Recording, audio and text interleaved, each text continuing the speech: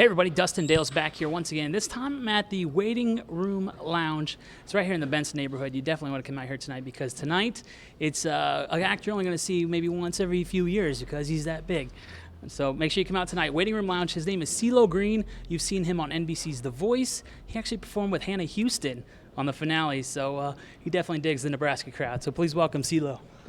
Hey, brother. Pleasure to meet you. Thanks for having me. No problem, man. I mentioned The Voice. How was it being a judge on the first four seasons of The Voice? Oh, it was wonderful. It was a wonderful experience. It's probably the most pivotal, opportunity in my professional career. It really opened me up and made me visible and made me invaluable to so many other opportunities and exposed me to so many wonderful people. And I have some wonderful fans and relationships that have lasted. So, yeah.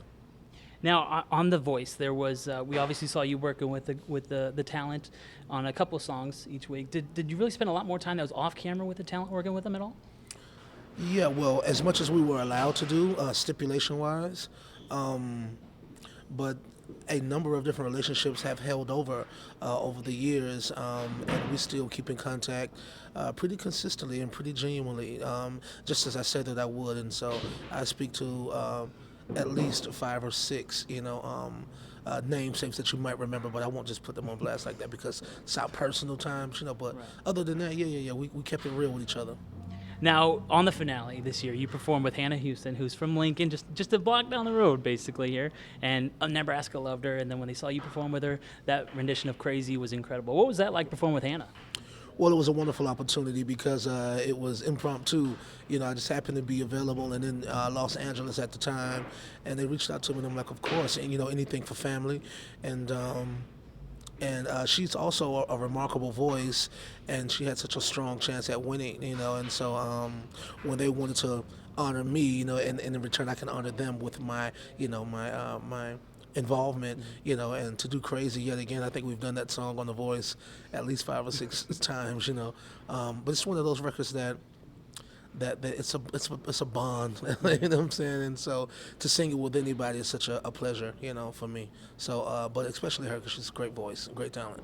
Do you think you're going to see yourself doing a duet with her down the road maybe again? Oh, everything's possible. Anything's possible, definitely. What about making another run as a coach on The Voice? That is also possible, my friend. We've talked about it, and there's some prospect. Lingering around. So we'll just keep our fingers crossed about it. But I'd love to do it, though, just to be plain about it, yeah. Okay. Now, you've had some good luck at the Grammys.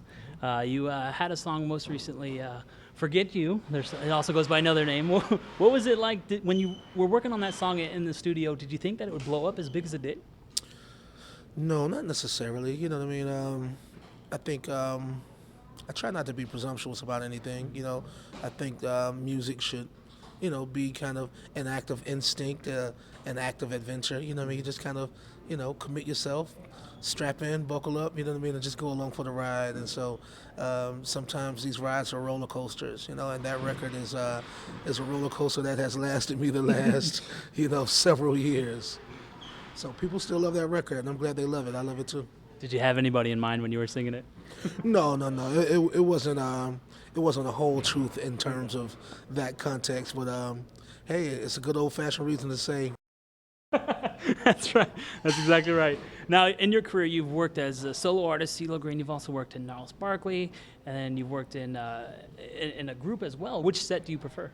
You know what? If I could physically do it all, I think one of my dreams would be doing a variety show, if you will, or tour that encompasses, myself, CeeLo Green, Gnarls Barkley, and Goody Mob, the group that I started with. I would just do a total package, bringing 20 years worth of appreciation from these different audiences together under one roof, on a very special night of music. You know what I mean? So, if I could do that, once in my career. And I'm not saying it's impossible, it's just not easy, because I probably would be exhausted because I have to be present on each on each part, you know what I'm saying? But if I could ever nail something like that down, I think I'd find the energy somewhere to do it. Okay, I think a lot of us would like to see that. That's for sure. Now, right now you're doing a solo tour, but you did get back with Goody Mob and you put out a 5th studio album. Yes. Do you think you're going to go on the road with those guys again? Well, we talked about it. We actually just got through doing a performance in Atlanta almost a month ago called the Funk Fest.